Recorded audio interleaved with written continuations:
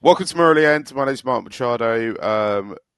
We at Murali End, if you haven't come across us before, we discuss all things Sri Lankan cricket. Try and cover as much of it, as wide of it as possible. Obviously, the men's and women's senior sides, um, but we're also looking at the other bits that are going on in the Sri Lankan cricket universe. I'll be honest, we try and stay away from schools cricket. That's overly covered in Sri Lanka. It's the kind of other bits around it that and the other stories around Sri Lankan cricket that interest me because in general I think that as a people, as a place, the stories don't get enough limelight and highlighted a lot because there's a lot of extraordinary things happening this week. Or I don't want to, you might be listening to this or watching this months or years after it's recorded, so I'll give you a date, which is in July 2025. There's a Sri Lanka A side going to Australia to play a series in Australia. Obviously, that means that there is a Sri Lanka squad and there's an Australian squad. When the Australian squad came out, there was a bit of news on the various kind of Facebook groups. I'm obviously a member of various Facebook groups for Sri Lankans living in various parts of the world. Even though I've never lived in Australia, I like to at least stay in touch with what's going on with the Sri Lankan Australian community. If for no other reason, so many of our former players live there now, and they're often the kind of celebrities in the local Sri Lankan community. So it's good from what I'm trying to do to stay in touch with them. And I discovered that one of the Australia players actually is of Sri Lankan heritage. His name is, and I might be getting this wrong, Michael. So if I get the pronunciation wrong, do please correct me. Zundan J. Zundan, yeah, Zundan J. Zundan J. Sorry, I told you I was going to get it wrong. I did. That's all So right. anyway, Sundan's background. It turned out that his father was from Sri Lanka, so and had a presence online. So I reached out to his father, Michael, who joins me today, to ask him to come on and talk about his son's story and his son's path to the national side. Sorry, that was my doorbell. And Michael got back to me almost immediately, and we got talking. And not only did he, he's obviously happy enough to talk about his son, but he started to tell me about his own cricket career, which I thought was absolutely fascinating, his story and his trajectory. And I thought, Michael, I definitely want to get you on this show to talk about your son. But there's only the first place we've got to start off with is with you. Can you tell us a little bit about when you ended up in Australia, how you ended up in Australia, and what your kind of your early cricket journey was? Yeah, so I left Sri Lanka in early 1984. My family were sort of party to the ethnic uprising in July 1983, where a lot of people were affected in different ways. We were lucky enough to be accepted into Australia under their loosely termed refugee resettlement sort of policy, family migration, but you had to have extenuating circumstances. So early 1984, I was 16 years old, just starting year 10 at school. So years 1 to 9, I was at St. Thomas's College, Mount Lavinia, a famous cricketing school. And then in year 10, I went to Brisbane and started a new life over there. Having never played cricket, having never played a formal game of cricket ever in my life. Lots of backyard cricket and laneway cricket and all that sort of stuff in Colombo, but never actually played a real proper game of cricket in my life until I got to Australia. And that was early 1984. Oh wow! I didn't Yeah. realise you hadn't played any cricket at all in Sri Lanka. Zero. I mean, I had visions and dreams and all that sort of stuff. But again, I'm sure many Sri Lankans would identify with this in that era, especially. Mum and dad were ruthless about get your studies done. You will only get to play cricket if you come in the first 10 in class and all those sort of rules about study, study, study. So cricket was something I did every single afternoon just in my own backyard. But I never actually played a proper game of cricket till I got here. Um, what was it like being a teenager and moving from Colombo to Australia? That must have been quite a culture shock, especially Australia in the 1980s. I can't imagine there's a huge amount of other people who look No. like us around. Yeah, no, you're very salient. It's yeah, it was a culture shock.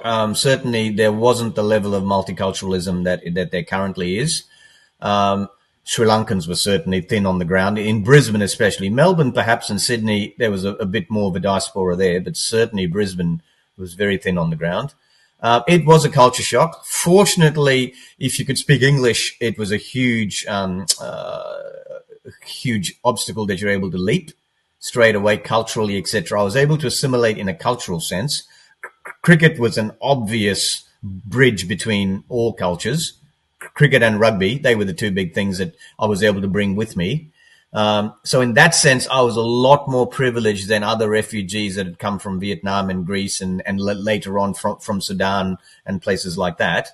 But yeah, it was certainly being a dark-skinned boy in that environment was challenging. You had to learn because for the first time, Mark, for the first time in my life, I was different.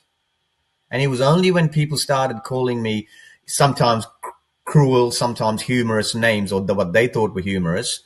It was only at that moment that the light bulb went off that I was suddenly different. I had to look at myself and go, oh, I am different. Until then, I was the same as everybody else. So it was a bit of a reality check to realize that I was going to live the rest of my life and be seen as different. Michael, on the Murali end, we've tended to stay away from the kind of politics of Sri Lanka. There's a number of different reasons for that. One of the big reasons is I'm the son of a Sri Lankan refugee, immigrant, whatever, somebody who left Sri Lanka. I've never, I've spent a lot of time there and I've been back many times, but I've never lived there and I've never had to vote there. So I've never been involved in the politics of it.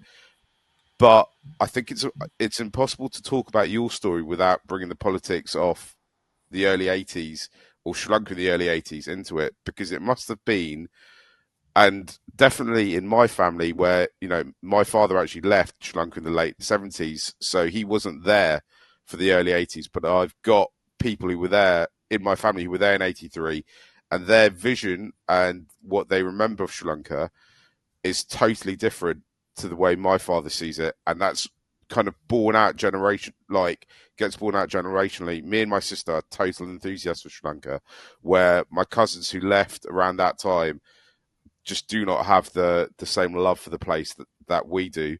What was it like for you having to live through that and are you still scarred by that experience?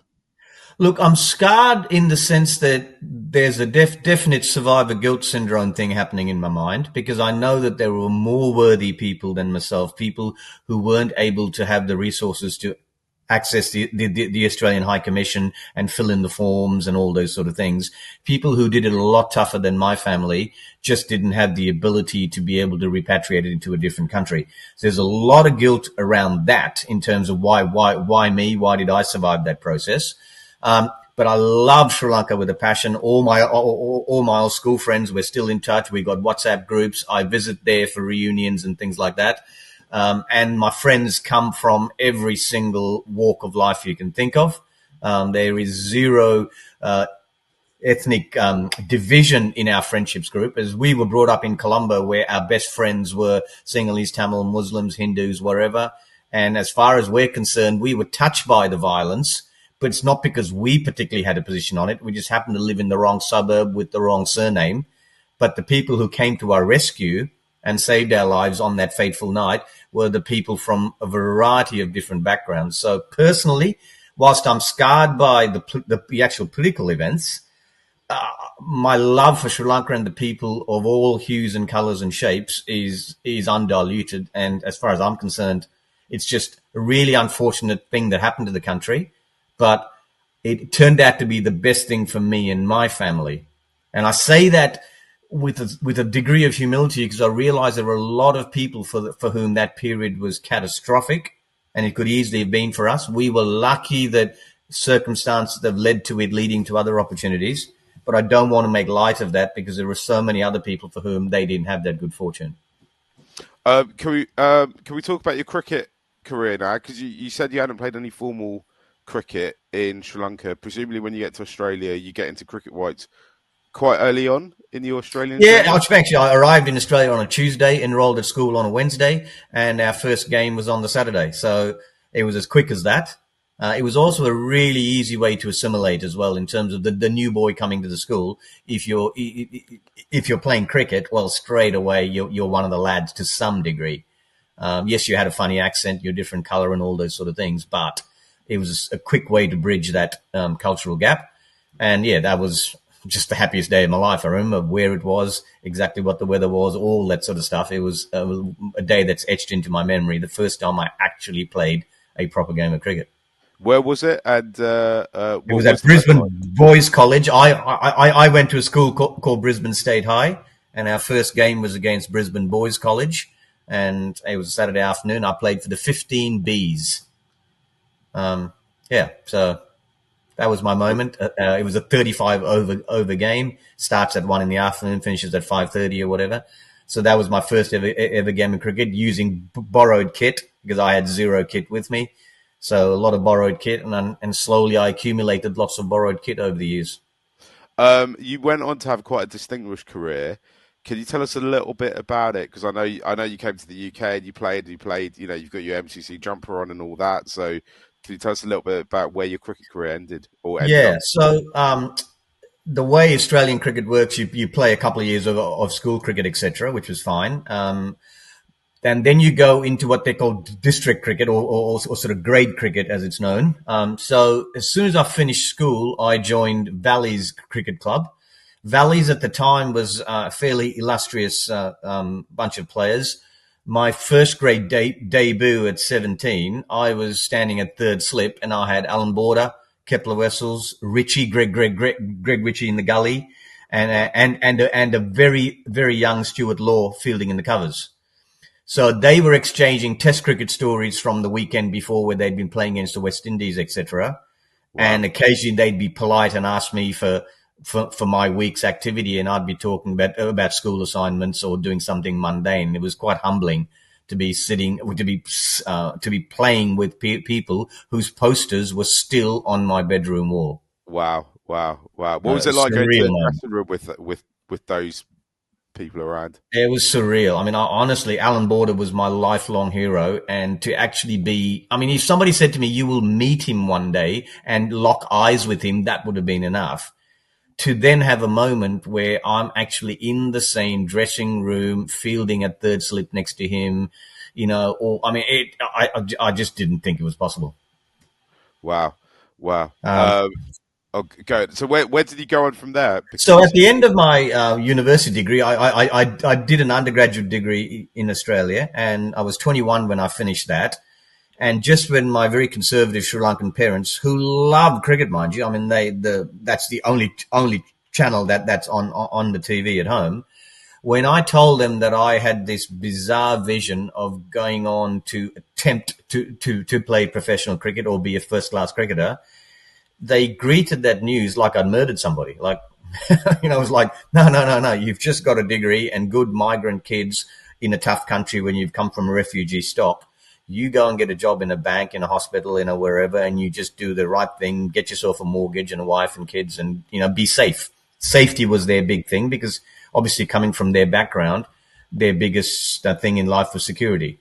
So when their 21-year-old son announces that he's going to go off to have a rather profligate cricket career, it was greeted with utter shock and horror.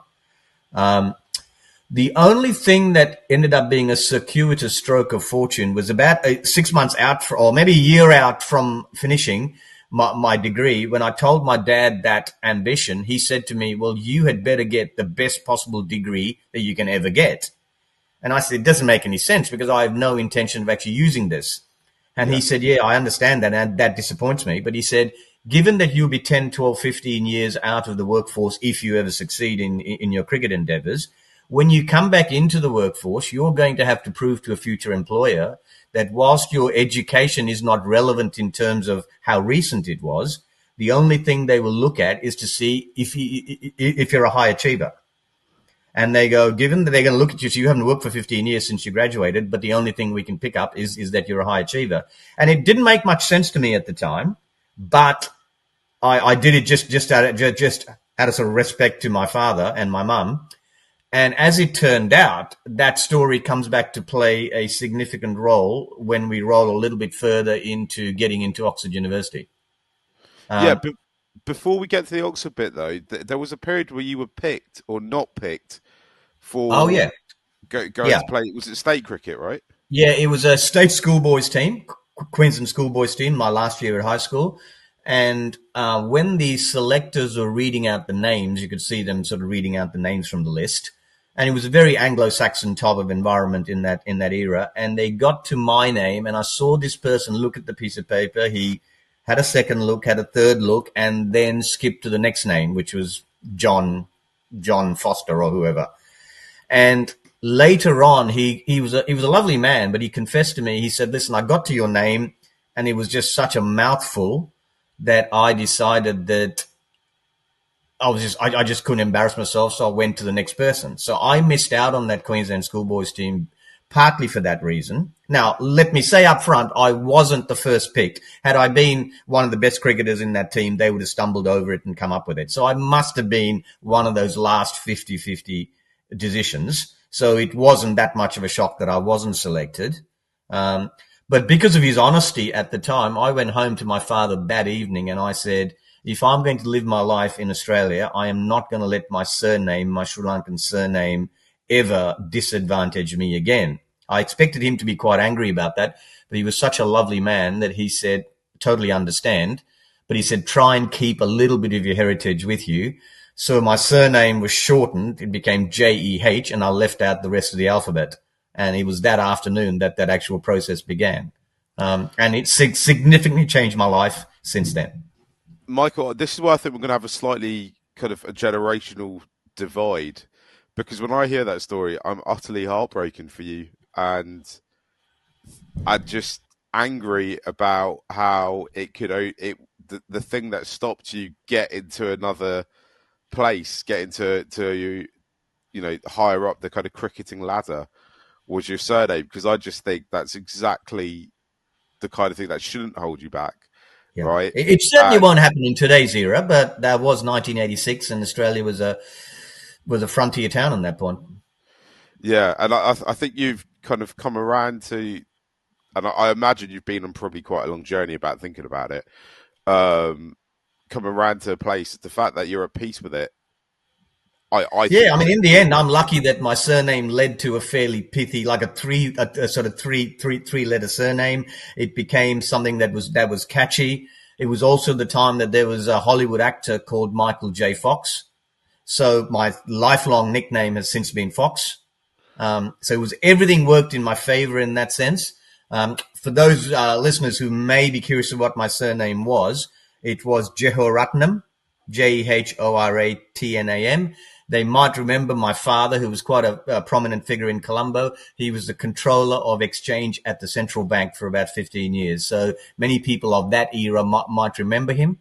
Wow, So yeah, so I just took the rest of the alphabet off my name, Michael, I think and I've lost your connection. yeah, history was written at that moment. I don't know whose end it was, but I'll pick it up. So I lost you out when you said he was control of the central bank. I don't know if you said Yeah, he anything was after that. controller of exchange at the central bank for 10 years or so, quite a sort of high profile position in that world. So for him, even coming to Australia and starting as a refugee with no job, etc., was a huge jump down from where he was in his career at 55 years old. But he made that choice for the good of his family. And even having the dignity and the humility to allow me to change my name to fit in with a new country. Their advice to all of my sisters and myself were, we've given you enough of a cultural background, but we understand that you have to fit into your new country. So long as you hopefully hold on to the value systems that we gave you, we also give you permission to fit in within reason. You can marry who you like, all of those things, so long as you marry for love and so long as you do the right thing. We never expect you to be stuck in a time warp, which was pretty liberating for parents in the early 80s to be giving their migrant children that sort of advice. Yeah, absolutely, absolutely. Can we move on to Oxford now? So you end up at Oxford University, and you do Yeah. quite well there, right? Well, it was a bizarre story leading up to it, though. I was playing in the Central Lancashire League in 1990 as the overseas pro sort of thing. Wow. Yeah. Every team's allowed an overseas player. And I picked up the newspaper one morning. I'm just going to take a moment just to say, because obviously I'm from England, so I understand this, but people might not realise that that's a really high standard of cricket that you're playing, right? Especially back then, when I think Back they then. would you'd have been playing with a lot of the other overseas pros would have been full Test internationals, right? Correct. I was one of the most lower profile players running around. We had Hooper playing for a club there, Carl Hooper, who was a genius. Basically, everybody in that environment was playing either Sheffield Shield cricket or the West Indian equivalent. They were pretty strong. Ezra Mosley, who was a fearsome quick. In fact, he was so fearsome that teams would take holidays on the weeks that they would have to play against him. Funnily enough, 7 of the players would be on holiday on that week. So it was that caliber of player. So I was very much a no-name player. But because I'd played first grade in Brisbane, someone took a punt on me and just gave me a chance. And I was sitting there one cold May morning in Todmorden in West Yorkshire, very, very sort of cold, dreary place. And I picked up the newspaper, the national newspaper, and there was an article there about Oxford and Cambridge being given 2 or 3 more years to improve their first-class cricket performances, or they were going to be kicked out of the sort of first class scene. So on a complete whim, with zero knowledge, I picked up 2 envelopes and wrote letters to the secretary, Oxford University Cricket Club, the secretary, Cambridge University Cricket Club. Didn't even have an address, just Oxford, England, and sent Wow. them a letter saying, "Hey, I saw your article in the newspaper. You know, what are the chances?" Because I knew I'd been told that unlike the previous era of 50s, 60s, 70s, where you could get into Oxford and Cambridge based on your sporting ability, they had just gone to a system where you had to get into the institution on your academic prowess, regardless of what you'd done with your sport. So I figured, and this is where my dad's advice 3, 4 years ago came full circle. All of a sudden, I was the only moderately good cricketer running around who could actually qualify to get into the university. There were much better cricketers than me who were professional cricketers, but they either hadn't been to university or hadn't got sevens all the way through their degree. So when my letter came to the guy at Oxford, he must have just seen, gosh, there's a cricketer here who's playing that sort of level, and he can actually qualify in first, because that was his first hurdle to get me into the university. So he called me the next morning and at 6:30 in the morning and told me, "I've just received your letter. Were you interested in coming to Oxford?" Oh, yeah, of course I am. And then Yeah. he told me that the fees was about £30,000. That was only the student fees, being an overseas student. And when you convert that to the Australian dollar at the time, it was 2.8 to the pound. And I literally had £50 savings in my bank account. That was it. I said, "Oh, well, thanks very much. It's been a lovely talk. Thank you." And the next day he calls back, same time, and he said, "We've found the sponsor who is prepared to pay for you. Are you still interested?" And history just took over from there. So I was on a full 2-year scholarship there with a benefactor who paid for everything, including drinking money. Oh So, wow. yeah, Wow. absolutely. It was just Yeah. extraordinary. So that That changed my was life completely. yeah. The drinking money must have been pretty close to what the fees were as well, I'd imagine. It was certainly a rather interesting period of my life. Yeah. So then you end up playing cricket for Oxford. That must have been incredible. You would have played at Lords. Yeah, played at Lords in the varsity match. Yeah. I was also, for people who follow county cricket, I bowled the first ever ball that Durham faced in first class in their first class career. So Oh wow. Durham versus Oxford University was Durham's first ever first class game when they debuted, and I bowled the first ever ball to Paul Parker. Oh wow. That's an Yeah, incredible bit of trivia yeah. and something to be involved in. It was a What gentle happened? little outswinger that was let go through to the keeper, and it snowed about 1 hour later. So that was Oh the. no. It was about the 14th of April, 1992, around that sort of Oh date. oh wow. Incredible. Yeah. So what happens with your cricket career after or even So at during the end of the time at Oxford? Oxford, sort of 2 years there, I played combined universities. They used to play in the Benson Hedges Cup. Yeah. Played against Viv when he was playing for Glamorgan. Viv Richards was at the tail end of his career and played for Glamorgan. So I had, again, childhood moment of Wow. idolizing this man. And next minute, I'm playing against him. And one of them was my 24th birthday, I think. And he bought me drinks at the King's Arms all night. Like, Oh wow. imagine Viv Richards buying you drinks at an Oxford student pub. Like, does it get any better than that? No, that's Unbelievable, it. surreal, pinching myself moments. Yeah. Um, Yeah, so at the end of that, I was then looking at, I'd have to go back to Australia. I was offered two contracts by two different counties that were interested in taking me on, but I'd have to spend 3 years as a second team player to qualify, because obviously their first team spot was an international superstar. So, and I Yeah. certainly wasn't that good. So I remember signing one of the contracts, and I went to the post box, the little red post box in the UK, to post my contract. And I stopped in my student room as I was about to go to the post box, looked in the mirror, and I said to the mirror, are you good enough to, in 3 years' time, when you qualify, to be tapped on the shoulder and told that you'll walk into the first team? And the mirror looked back at me and said, probably not. And I remember ripping up the contract, and it was like breaking up with a sort of girlfriend, where my love affair with this dream of being a full-time first-class cricketer, I knew in my heart that after 3 years of playing the second team circuit, I probably couldn't guarantee walking into the first team at the age of 26, 27. And it What was was a your big, doubt? big step. What what did you think wasn't quite good enough for you? I just knew that I didn't have that little bit of X factor. It was like a four-cylinder car. You know it's a good, finely tuned car, but you know that when it comes to the open straight, there's a V8 that's going to come along and just and smash you. So I knew that I was at full capacity and I had nothing else to give. And therefore, I thought in 3 years' time, they're going to find another kid that can bowl a little bit quicker or hit the ball a bit harder. And then I would have given up my Australian citizenship and all of those things to play 3 years of second team cricket and then be told that I wasn't good enough. And it was the right, honest decision, but it was an incredible moment of heartbreak when the mirror looked back at me and said, you know you're not good enough. Me and you talked quite a bit before this interview, and I didn't think about this, but at any point in that time when you were thinking about becoming or a path into professional cricket or into playing cricket at a high level, did you ever consider going back to Sri Lanka or trying to? Yeah, I mean, Would have been a good at the time time, for it? I was an opening bowler. I was at my best in my first spells when the ball was new, etc. I was touching the late 130s, that sort of speed. At that time, it was reasonably sharp.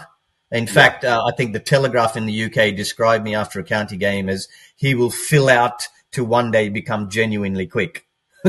Prophetic oh words wow, that never quite happened. I never quite filled out, but anyway.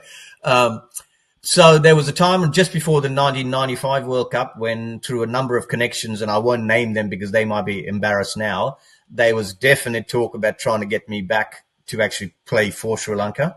At the time, at the speeds that I was bowling, I was probably going to be the quickest in their squad. Chaminda was obviously a genius, in terms of his yeah, bowling, and the rest of that World Cup team was basically you get 7 or 8 overs out of the new ball, and then you just go to good. Murali and all of those guys.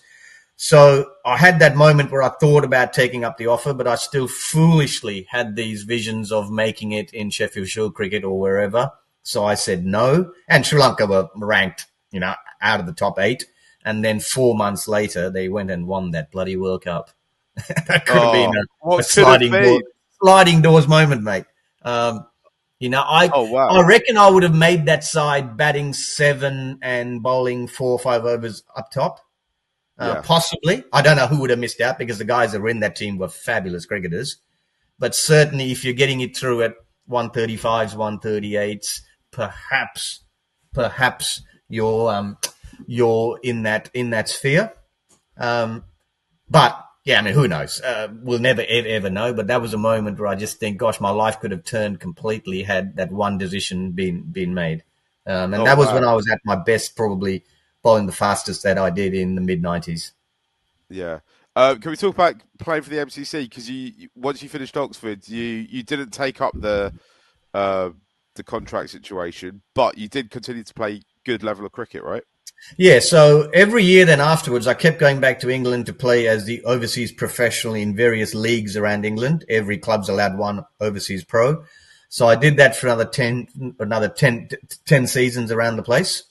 And during that period, obviously came across a lot of good people. One of them was an MCC member who put me up for MCC membership. Um, if people are unaware of how the MCC membership works, you can either put your child down when they're born and they become a member just by waiting long enough on the waiting list, or you can become a playing member. And if you put down for a playing member, you can get fast tracked, but you've got to choose whether you want A, B, or C. And if you choose A, which is the highest level, you get the highest level of privileges, but your performances are judged on that level as well. If you decide to become a high level member, then your performances in all the probationary games are judged at a high level. So I became a A-list playing member, which then led to tours all around the world. MCC pays for everything. The most magnificent humans I've ever met. They taught me so much about life and opened up so many doors to other jazz hat cricket type of John Paul Geddes and the Duchess of Norfolk and all those sort of beautiful places. And that's all started with those MCC connections that I still hold dear. Oh wow! So do you still turn out for them, or? I do. Every 4 years when the Ashes is played here in Australia, the day after the MCG test, MCC London play MCC Melbourne. And in reverse, after the Lord's test, MCC Melbourne then play on the same pitch the day after the test. So I've played in that MCC Melbourne fixture about 4 or 5 times. The day after the Is it test. strange having to play against Aussies? Not really, And because I see myself as half sort of British, only because I spend so much of my life in England that I very much see myself as resonating with those English guys anyway. But it's a yeah, lovely. I mean, a lot of them are expats now who may be living in Melbourne, etc., who are MCC members. But we have Merv Hughes and John Embury and Tony Doddermaid and all those sort of quality cricketers turning up in that game. It's played in wonderful spirit, but it's yeah, still a yeah, proper game, proper game at the yeah. MCG with the full scoreboard going and all that. And when you Oh play on a wow! 6-day pitch, when you play on a 6-day test pitch, you realise that for average club cricketers, that is the best pitch you will ever play on. Yeah, I'd imagine. Yeah, I, I, I've been to the MCG quite a bit. I'm obsessed by the MCG, and I And can't when you hear imagine the what it's test gonna be cricketers, like. Mark, talking about, this sort of pitch is being uneven and getting slow and low and all of that, and then you go out and bat on it and you go, this is better than any club pitch we ever play on. Yeah. It's a six-day pitch. During the Sri Lanka test at Lords last year, I got to stand in some of the outfield sometimes after the day's play, and you step on it, and it's like a carpet, isn't it? You're like, Unbelievable. Yeah. yeah, Yeah. And you're you're like, in the dressing rooms where all the teams were the day before and all that sort of stuff. It's a very yeah. surreal moment. What? Um, There can't be too many kind of well-known pitches around the world or stadia, I suppose, that you haven't played on. I'd imagine. I mean, obviously nowadays all around the world, but I have played in a couple of the Indian ones, a Yeah, couple of the big stadiums in India. Obviously, many of the UK famous county grounds in the UK. Yeah, I mean, I'd like to say that I've done the whole of South Africa and those sort of places as well, but I haven't played in every one of them. But I've certainly played a fair bit around the world. Pakistan, I've never got to, which is a shame. That was some yeah. amazing stadia there. But yeah, I've played in a fair bit of, and I'm going to say this here for somebody with zero ability and talent, but a love of the game and a huge work ethic. For me to even say I attended Lords as a spectator would have been a dream that I would never thought possible. So one day to be actually running in and playing cricket at Lords, my wife was doing an MCC tour one day where you can go and do the tour around Lords, Yeah. and they're all with Americans and Spaniards and whoever. And the tour guide said, he looked over down at the ground and he said, if you look back through your family history, maybe you got a great grandfather who once played here. And my wife kept a straight face and said, my husband's batting at the moment. And the rest of the tour group just didn't know what to make of it. So it was Yeah. just surreal moments like that you pinch yourself and realize that your average everyday Sri Lankan boy that plays in the laneways and is a very average cricketer should never have been given those opportunities. Um, you see, I often think this when I'm around Sri Lanka, and I see sometimes when you stop in traffic and you see a game of cricket being played, and I'm like, that standard's really high. Those kids are running in at Fair quite enough, fair a play. pace, and they're playing. I think you'll understand what I'm trying to say with this, Michael. Where it's like it's not just that their guys can hit the ball or bowl the ball; they play at an intensity those games that really gets them prepared for playing at a higher level. There's a lot of in Sri Lankan cricket. There's a lot of talk about school big matches and whether or not they kind of create false celebrities. Do they what is what does it mean for the kind of culture of Sri Lankan cricket? But actually, I think the two things it does is it shows you how important cricket is in Sri Lanka, but also it gets those players prepared to play in real big international games if and when they get called up to do it as well, Yeah. right? Mark, I'd be Like, fascinated to know, though, if people are still playing laneway cricket in Colombo or wherever these days, or is it all structured net sessions? Because to me, it's those impromptu games where you got obstacles, you got uneven surfaces. If you get caught in grandma's rose bush, then you're out.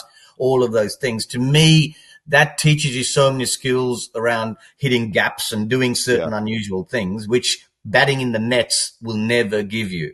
So I'm just curious to know whether the modern Sri Lankan kid growing up like I did in 10, 11, 12 years old, do they come home from school, take their school clothes off and rush out to the laneway and play till 6 p.m. until mum and dad force you to come in to do your homework? I can't answer that question, right? Because I don't live there, and also, you know, the trend around the world is I know is, you know, on the streets where we live these days in the UK, and I know this happens in Australia as well because, you know, my wife's Australian, so I spend a lot of time talking to my Australian relatives. People just aren't playing as much sport casually as they once used to, right? I feel like when I was a kid, every road you went down, and when I was a child, I felt the whole of Colombo was basically the Gore Road, and everyone lived off it, right? And every road you looked at when you're driving down the Gore Road, you'd see a game of cricket. I Correct. don't know if that still happens I or don't not. think it is. I've been there Yeah, recently, and you very rarely see those impromptu games just by neighbors playing together and stuff like that. So maybe but that's changed a bit. but what I do see is I do see a lot of cricket being played on the beach. I do see a lot of Yeah, cricket being played. If you're around Gore Fort, just everywhere you look, there's just kids. Seems to be kids playing cricket, which correct, I don't think I see as I definitely don't see as much in England. I'm not sure if that ever, you know, football is king over here, so correct. maybe that was never the case. I don't know how the possible decline in playing kind of gully cricket in Yeah. Sri Lanka compared to the rest of the world, right? Is it just a global trend or is it something No, I think specific? it's diminishing. But in Australia, when my two boys were growing up and they would play Yeah. backyard cricket, and they would have little books where they'd write the whole team down of the team that they'd chosen, and they'd play against each other. And it's extraordinary because we still got those books where the boys had names of players, and now they are playing with those players in their Oh team, wow. and they show the book to this guy and go, mate, when I was 9 and 10, you were the bloke I chose for my fantasy team, and now you're standing at second slip to me. And it is even my sons, who are built similar to me in terms of just being utterly humbled by their privilege, say to these guys, you were in my little exercise book, you know. Yeah. Wow. Let's talk a little bit about your sons. We talked a lot about your career. So you I think it's fair to say your cricket career is kind of wind down a little bit now, but your sons have kind of picked up the mantle and running with it, yeah? Yeah, so all three kids, I've got a son, a daughter, son in that order. All three of them, through a lot of good luck, played first grade when they were 14, 15, 16. Wow. So it's a rare thing. I think we're the one of only two families in Australia who've had three siblings play first grade as teenagers. Oh wow. It's a pretty rare thing. Um, There so yeah, are so the other they just family well known as well, or are they? other family would be the Prestwidge family, who've got two boys and a daughter. He lives 100 meters away from me. And Oh Scott wow. Prestwidge, who's the father, who also played first class cricket, is going to be the assistant coach for this Australia A team that Oh my son's going with. So the circles just get ridiculously small. Scotty and I played together 25 years ago in the same team. His sons and his daughters are the same age as my sons and daughters, and now he's the coach of Australia A, and my son's in the team. So, I mean, it's just ridiculous. yeah. Yeah. Can you talk to me about your kids' careers? Yeah. What they're doing? And yeah. My kids obviously grew up watching cricket from the time they were in nappies. When I was still playing grade cricket and they were babies, my wife would bring them down after the afternoon nap sort of thing, and they'd watch the last 3 or 4 hours of the afternoon. When we finished, they would then run on the field and play imaginary games till it got dark, those sort of things. Um, my son, the eldest son, Zandan, it's quite a bizarre story because when he was 2 or 3 years old, and we've still got video footage of this, he was running in bowling right arm, wearing nappies. That's how small he was, playing inside the house, which my mum was horrified with. My mum's going, you shouldn't play cricket inside the house sort of thing, you know, very, very Sri Lankan view of that. And I remember saying to him at probably 3 years old, when he was still in nappies or 2.5 or whatever, I said to him, if you run in and bowl military medium pace and you go to cricket trials, you are going to be one of 8,000 million people that just get forgotten. And my wife said, "What are you talking about?" And I said, "He's going to have to do something different to get noticed." So at that very young age, I taught him to bowl left arm. It's the only thing he does left arm. He doesn't even, like, he gets so many runouts because people hit the ball to him to his right hand and think that he's got to swap arms, and he actually chucks it with his right hand. He cannot throw with his left hand. He looks utterly uncoordinated. The only thing he does in life is bowl left arm, right? Wow. And as a result, he just became a little bit different. And the only reason he's been selected for this Australia A team is because they were looking for a point of difference and looking for perhaps another shadow for Matthew Kuhneman, perhaps. I mean, Zunden's nowhere in that category, and I'm the first one to say it. But they were looking for a left-arm spinner, and they are thin on the ground. And his opportunity came from something that had its seeds 18, 19 years ago when he was in nappies, when I said to him, if you're going to go anywhere, you can't bowl right arm medium pace because you'll be forgotten. Wow. So he's been working on it before he was potty trained. That's incredible, isn't it? Correct. And he can't bowl right arm. He cannot bowl right arm anymore. He's useless at it.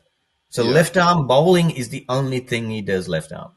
What's his batting like? Is he? Oh, he's a left-handed batsman, but that makes sense because your top arm, your sort of top Yeah. hand is dominant. So he's a left-handed batsman, and that just happened.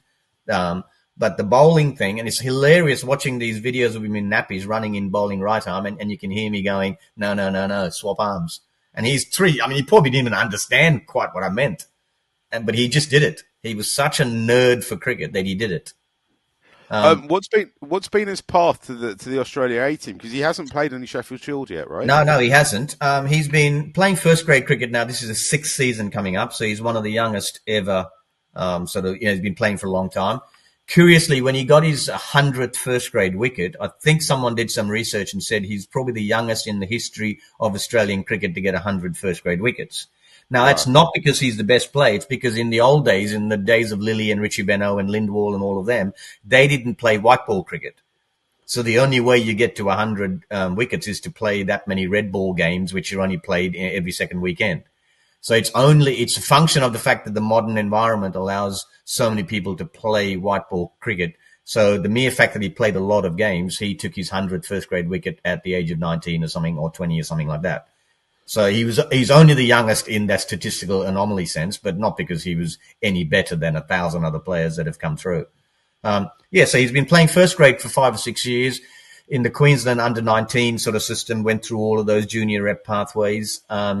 Queensland second 11, he's played half a dozen games of Queensland second 11, and he just keeps hoping and hoping and hoping that he gets lucky and gets a full contract. I think he's probably very close, and he's just hoping that one day he'll get the lucky phone call when it happens. And then he's just about to finish, he's just finished his university degree as a teacher. He was at school 2 weeks ago doing his school sort of teaching a class, and he got a phone call which he thought was a spam phone call. So he didn't answer it, and then after the class he went and listened to the voicemail, and it was the Australian selector Tony Dodemaide saying, "Hey, it's Tony Dodemaide here, can you call me back?" And he thought it was somebody having a joke. So he just thought, that's rubbish. It can't be Tony Dodemaide. Yeah. So anyway, he called him back, and Tony Dodemaide said, you've been selected for Australia A. And he said, I think you're joking. And Tony said, I understand why you're a bit taken aback by it, but I promise you it's true. And, he still shakes his head in disbelief that he was teaching his class when he found out that he'd just been elevated from out of the blue. But when I say out of the blue, he's out of the blue. But on the other hand, he has been knocking about for so long that had he been lucky and been selected to play for Queensland, etc., then it wouldn't be out of the blue. So to some degree, it's only out of the blue because he possibly has missed out on a few selections here and there. Michael, the basic premise of the Murali end is that we're a Sri Lankan cricket show. So I've got to ask, how does he feel about making his debut against not his homeland, but at least the homeland of his father and he loves it. He's so up for it. I mean, we've grown up with a very strong Sri Lankan sort of following Sri Lankan cricket. He pronounces the Sri Lankan names properly. eats rice and curry with his fingers, all Yeah. that sort of stuff. So he's very Sri Lankan, but he's also adamant that he spent all his life in Australia. He's as Australian as they come, but he embraces the dual. I mean, he's not a dual national in that sense, but he's got a Sri Lankan father, Sri Lankan grandparents, and uncles and aunties. He loves that side to his life, but as far as he's concerned, he's a dinky die Aussie, and if you when you hear him speak, eventually he just sounds like a normal Aussie, etc. My wife is a white Anglo-Saxon heritage sort of background, so Zandan looks more Spanish, that sort of look, that sort of hybrid look. So you wouldn't know that he was Sri Lankan in that sense, but he loves the Sri Lankanness of his existence, and for him, it's a very, very special privilege to make his semi-international debut, if you want to call it that, against Sri Lanka. But as far as he's concerned, he's an Aussie and he's playing for Australia, and he's proud of it. Yeah. Oh, lovely. That's it's an amazing story. So, what was it like when he came home and told you guys the news? How did you all celebrate? Oh, it was so funny because this is a 21-year-old who came. He told his mum the story. They'd just come home at 3:30 in the afternoon, and she gave him a huge hug. And then he said to her, "I'm going to have to go upstairs and never lie down." And we were so amused. This 21-year-old had to go and have a lie down like a sort of old man because he was that overwhelmed by it that he went upstairs and had to lie down for half an hour. And my wife called me and said, "You won't believe it. Our boy's having a lie down. What a nerd." Oh, wow. What have you guys? Because I think the games are in Darwin, right? That's Yeah, quite they're far in from where you Darwin are. You starting reckon to go across? next week. Yeah. And he flies out on Tuesday the 4th of July, 1st of July. He flies out on Tuesday. He's literally in right this minute finishing his last university assignment. And when he finishes it tonight, that is him done and dusted, and he's a qualified teacher. Wow. And Wow. he's also a professional rugby union referee. I forgot to tell you that. So he Oh made yeah, his. we should talk about this as well because I mean I played rugby my whole life at decent standard till quite recently, and you're also involved in rugby as well in Queensland, right? Yeah, yeah. I work for Rugby Australia as a sort of consultant for them, and I've done that for 10, 15 years. And yeah, he grew up loving rugby, adoring rugby in the winter, and became a rugby referee at 12, 13 years old. And he made his Super Rugby debut, women's Super Rugby debut 4 months ago, 3 months ago, and made his first grade club debut, did the Perth Sevens as an assistant referee, was sent to Japan to do some international junior games. So he's on his pathway. He hopes to become a professional rugby referee one day, if he gets lucky.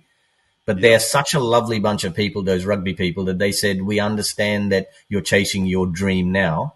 And the rugby refereeing is not necessarily a young man's thing. You don't have to be young per se. So we'll let you chase your dream so long as you keep at rugby as well. We can try and juggle both things until there comes a point when you have to make a decision.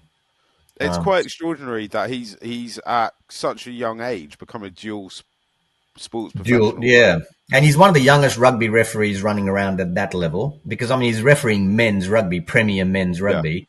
So the yeah, player, they're wallabies and they're in their 30s and whatever. So it's a robust environment for a 21-year-old to be officiating. And the crowds in Australia, I mean, the Lions are about to sort of yeah. find out a little bit about it, but it's a brutal environment in terms of learning to cope with the crowd and the abuse and all of that sort of stuff.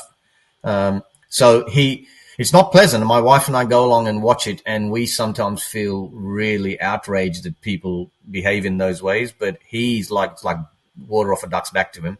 We say to him later, "How'd you cope?" And he goes, "I didn't hear it. Yeah. I was just focused on my thing."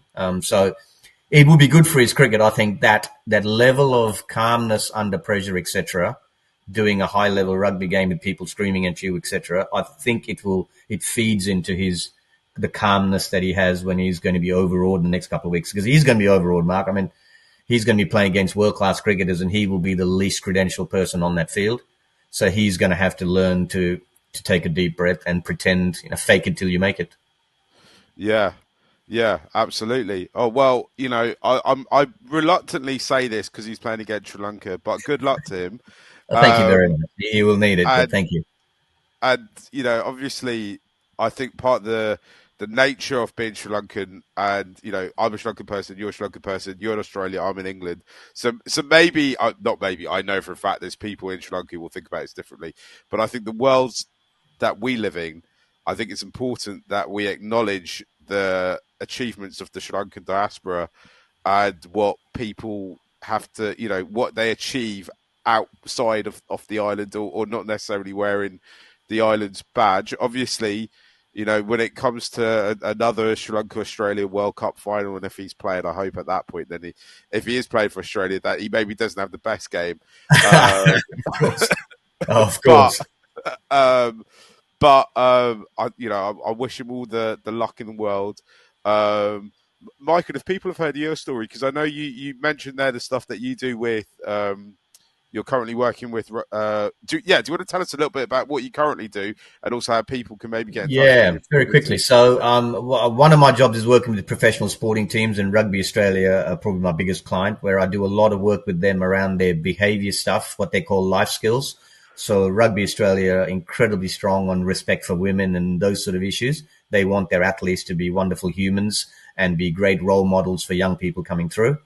So I do a lot of work with them around those younger squads, the under 18s, under 20s, etc. Around being a decent human as you carry the rugby brand.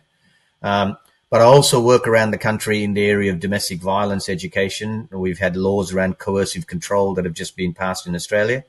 So I go around the country delivering coercive control education to various audiences, prisons, schools, corporates, universities, wherever. I tell the story of a woman called Hannah Clark, who's famous in Australia. Hannah and her 3 children were murdered by their husband in a spectacular murder 4 years ago. And the family have enlisted me to create a program called Hannah's Story, where I go around the country telling her story as a lesson to people to pick up on the red flags and the warning signs. So I do that sort of when I'm not throwing cricket balls at kids. And my younger son also made his first grade debut two years ago, so he's as an important a part. At the moment, Zundan's getting all the attention, but Saxon is hopefully going to follow through. And the other bizarre side to my life, Mark, is that when I'm not doing this work, I work as a wildlife ranger in Africa. I take people on walking safaris. So as you'll see in the background there, I've got a beautiful leopard there in the photo. An Amazing. African leopard, not a Sri Lankan one, sadly. When I'm not doing this, I spend 3-4 months a year in Africa taking people on walking safaris. Wow, what an incredible life you've lived, Michael. I Lucky think one. that, yeah. You've worked hard for it. Thank you for joining us today. I'm interested in the stuff that you do with Australia Rugby. We should probably catch up at some point and Love to do talk that. about They're that. good Maybe people. we could also send your CV to Sri Lanka Cricket, because maybe some of our players in the past haven't behaved in the best ways, and maybe that might be something they might be looking to rectify in the future. I don't know, Yeah, and we're not here to comment about social media has brought a brand new dimension to the world. But mate, thank you for taking the time. And let me please say again at the front, both from Zundan and my perspective, we are just so lucky and humbled to have been put in these positions. I was a very modest cricketer. Zundan isn't. He's a pretty good cricketer, but at no stage will he ever tell you that he's to the manner born or anything like that. He's just lucky, privileged, but he's going to make the most of it, and he's going to give it 110%. And he never wants anyone to think that he's got tickets on himself, because he was the guy that got the phone call when he was teaching a Year 9 science class. Amazing story. And we'll, as I hope it goes well next week, and not too well, obviously, but well enough to get to kind of continue up the ladder. If you're looking at Thank you. That's so kind of you. If you're watching the West Indies Australia series, and you're Zundan's age, you might be thinking maybe my time for full debut might be coming up sooner than I think. Michael, thanks for joining us. If you're watching, what a pleasure. Thank you, and we will please stay in touch. Yeah, definitely. Thanks a lot. Speak to you soon. Take care. Cheers, everyone. Thanks. Bye.